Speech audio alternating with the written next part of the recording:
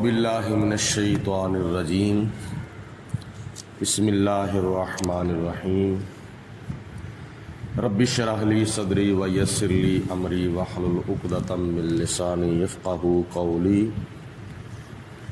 قال اللہ تبارک و تعالی فی القرآن المجید والفرقان الحمید 10واں پارہ سورۃ انفال کی آیت نمبر 42 ہے۔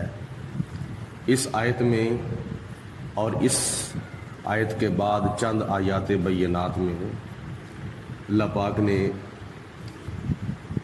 غزوہ بدر کا مزید بیان فرمایا ہے،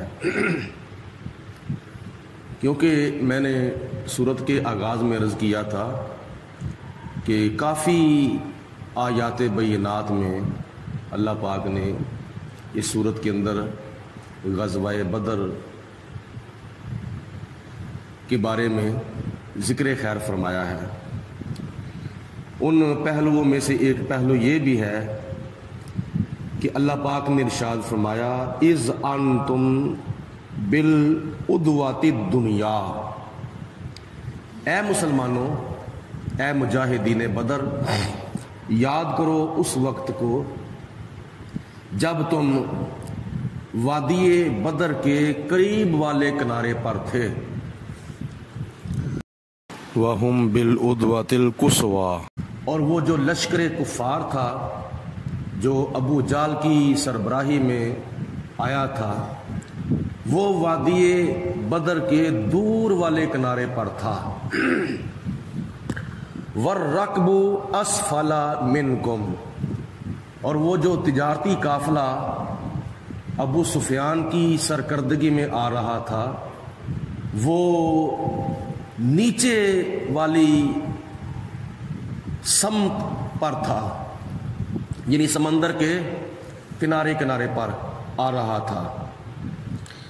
ابو سفیان اس وقت مسلمان نہیں ہوا تھا، جب فتح مکہ ہوئی تو اس وقت اللہ پاک نے حضرت ابو سفیان رضی اللہ تعالی عنہ کو اسلام قبول کرنا نصیب فرمایا، اور یہ ابو سفیان والد گرامی ہیں حضرت امیر معاویہ رضی اللہ تعالی عنہ کے، اور ابو سفیان کی بیٹی ام حبیبہ یہ نبی کریم علیہ الصلوۃ والسلام کی نکاح میں آئی تھیں، اور ان کا شمار بھی حضور علیہ الصلوۃ والسلام کی 11 ازواج مطہرات میں ہوتا ہے۔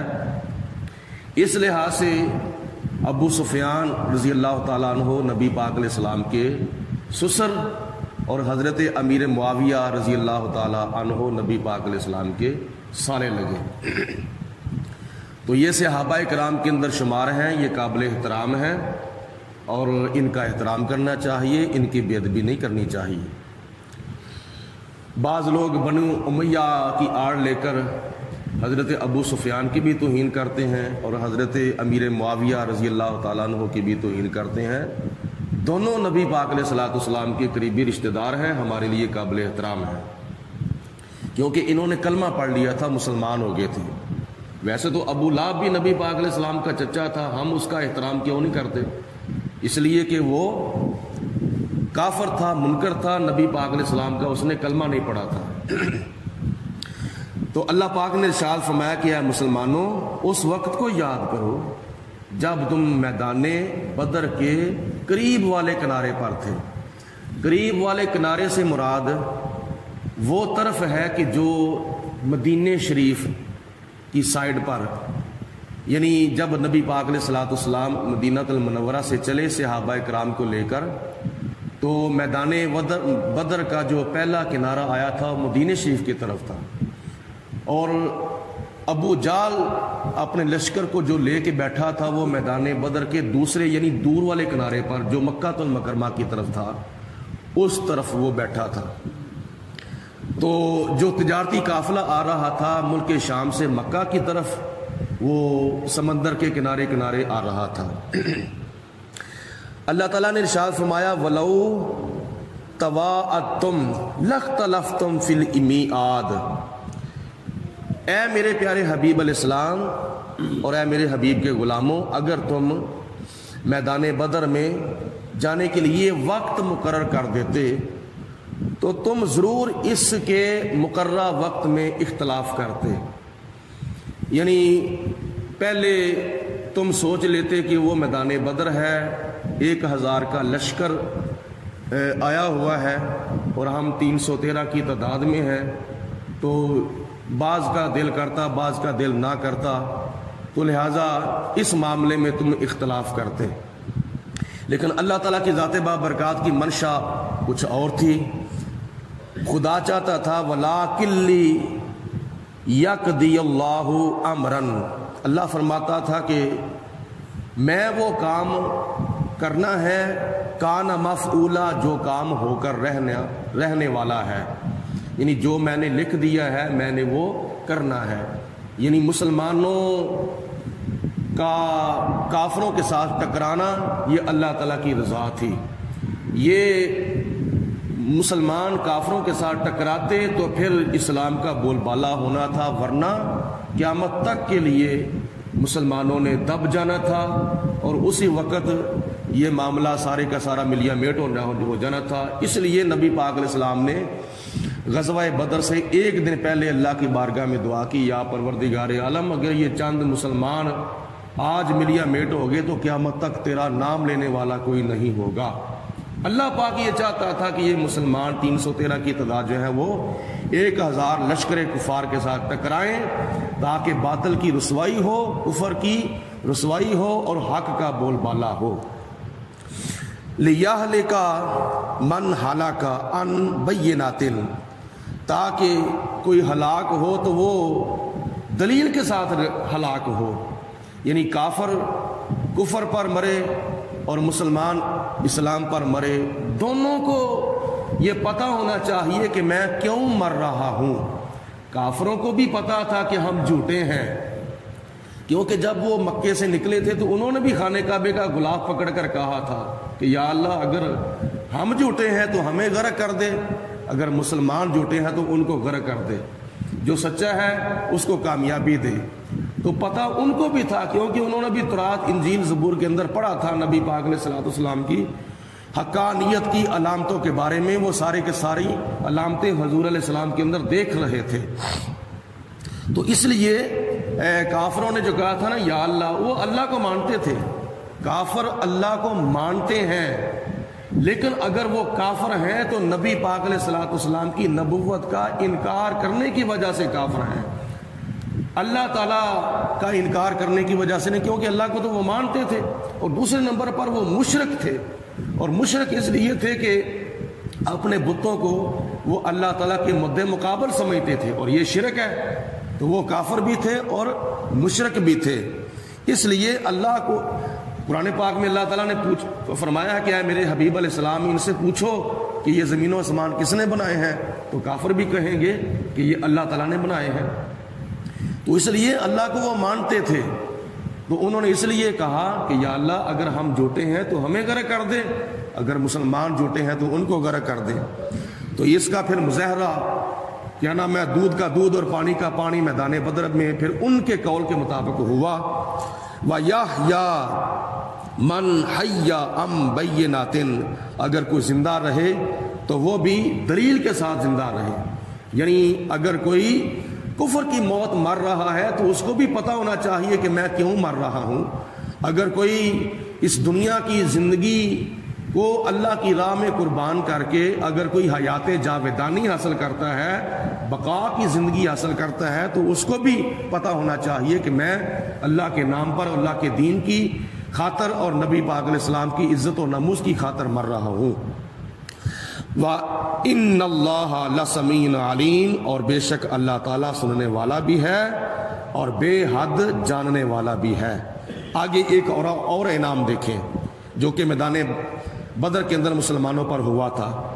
اِذْ يُرِيكَهُمُ اللَّهُ فِي مَنَامِكَ قَلِيلًا، اے میرے حبیب علیہ السلام اس وقت کو یاد کرو جب ہم نے آپ کو خواب کے اندر دکھایا تھا کہ کافروں کی جماعت بالکل تھوڑی ہے، قلیل ہے، جبکہ مسلمان کی تعداد تھوڑی تھی اور کافروں کی تعداد زیادہ تھی. 1000 کے قریب کافروں کی تعداد تھی, مسلمانوں کی تعداد 313 تھی. لیکن خدا نے قرآن پاک میں فرمایا ہے کہ اے میرے حبیب علیہ السلام اس وقت کو یاد کرو جب ہم نے آپ کو خواب کے اندر مسلمانوں سے کافروں کی تعداد کم دکھائی تھی. اس لیے کہ میرے پیارے حبیب علیہ السلام اپنے غلاموں کو حوصلہ دیں. جنگ کے ارادے سے تھے وہ آئے نہیں تھے, لیکن جنگ کے حالات جو تھے جنگ کے وہ میدان بدر میں پیدا ہوئے تھے اللہ تعالیٰ کی قدرت کے طور پر.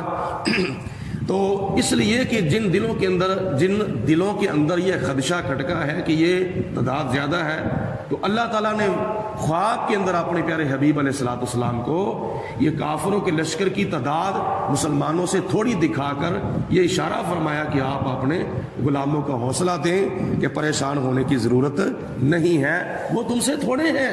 اور واقعی تھوڑے تھے. آگے چل کر اس کی وضاحت آ رہی ہے. مسلمانوں سے کافروں کی تعداد تھوڑی تھی. حقیقت میں بظاہر تو 313 مسلمان تھے اور 1000 کفار تھے, یہ ایک بظاہر معاملہ تھا, لیکن حقیقت میں کافروں کی تعداد مسلمانوں سے تھوڑی تھی. اس کی وضاحت اگلی آیت کے اندر آ رہی ہے.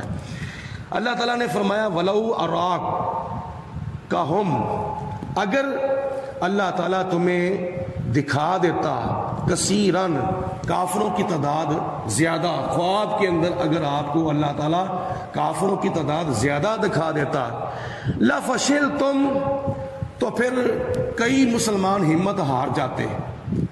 ٹھیک ہے. وَتَنَازَعْتُمْ فِي الْأَمْرِ, اور اس معاملے میں وہ آپس میں جھگڑا کرتے کہ جنگ نہیں کرنی چاہیے, کرنی چاہیے, نہیں کرنی چاہیے. اس معاملے پھر جھگڑا ہوتا کہ وہ 1000 کی تعداد میں ہے, لیکن بظاہر 1000 تھے, حقیقت میں 1000 نہیں تھے, اور وہ حقیقت اللہ تعالیٰ نے اپنے محبوب علیہ السلام کو دکھائی تھی خواب کے اندر. وَلَٰكِنَّ اللَّهَ سَلَّمَ, لیکن اللہ تعالیٰ فرماتا ہے کہ تمہیں بچا لیا گیا اس سے, یعنی جھگڑا کرنے سے تمہیں بچا لیا گیا. إِنَّهُ عَلِيمٌ بِذَاتِ الصُّدُورِ, بے شک اللہ تعالیٰ خوب جاننے والا ہے تمہارے دلوں کی باتوں کو. اگلی آیت سماعت فرمائے. اللہ تعالیٰ ارشاد فرماتا ہے وَإِذْ يُرِيكُمُوهُمْ, جب تمہیں دکھایا اللہ تعالیٰ نے ان کافروں کو, اِذِ الْتَقَيْتُمْ, جب تمہارا مقابلہ ہوا آپس میں, جب جنگ بدر شروع ہوئی آپس میں مقابلہ ہوا. فی آیونکم قلیلاً, اللہ پاک کی ذات بابرکات نے اب حالت بیداری کے اندر بھی مسلمانوں کو 313 سے کم تعداد کافروں کی دکھا دی تھی. حالت بیداری کے اندر. خواب میں تو اللہ تعالیٰ نے اپنے محبوب علیہ الصلوۃ والسلام کو دکھایا تھا کہ یہ کافر مسلمانوں سے تھوڑے ہیں, گھبرانے کی ضرورت نہیں. اب خواب نہیں, اب حالت بیداری ہے, جنگ شروع ہو چکی ہے. تو مسلمان دیکھ رہے تھے کہ یہ تو کافر تھوڑے ہیں ہم سے, تو ان کا اور جذبہ بڑھ گیا مسلمانوں کا. وَيُكَلِّلُكُمْ فی آیونکم لیقضی اللہ امرن, اور ادھر اللہ پاک کی ذات بابرکات نے کافروں کو بھی دکھا دیا کہ مسلمان تم سے تھوڑے ہیں. اللہ پاک کی ذات بابرکات کی یہ منشا دیکھو, مسلمانوں کو خدا تعالیٰ دکھا رہا ہے کہ یہ تم سے تعداد میں تھوڑے ہیں, اور کافروں کو دکھا رہا ہے کہ یہ مسلمان تم سے تعداد میں تھوڑے ہیں. اس کی وجہ کیا ہے؟ مفسرین فرماتے ہیں اس کی وجہ یہ ہے کہ مسلمانوں کو کافروں کی تعداد جو مسلمانوں سے تھوڑی دکھائی تھی اللہ تعالیٰ نے حالت بیداری میں جنگ کے دوران, اس لیے کہ مسلمانوں کا جذبہ بڑھے, مسلمانوں کی عزت افزائی ہو, مسلمانوں کو حوصلہ افزائی ملے. اور کافروں کو مسلمانوں کی تعداد کی تعداد کافروں سے اس لیے تھوڑی دکھائی تھی تاکہ کافر جو ہے یہ ڈر کے بھاگے نہ بلکہ جمے رہے. ابو جہل نے تو یہاں تک کہہ دیا تھا کہ پکڑو ان چند مسلمانوں کو, رسوں کے ساتھ ان کو باندھ لو, یہ تو بالکل تھوڑے ہیں. اس لیے اللہ پاک کی ذات بابرکات نے ان کی تعداد تھوڑی دکھائی, ان کو ان کی تعداد تھوڑی دکھائی.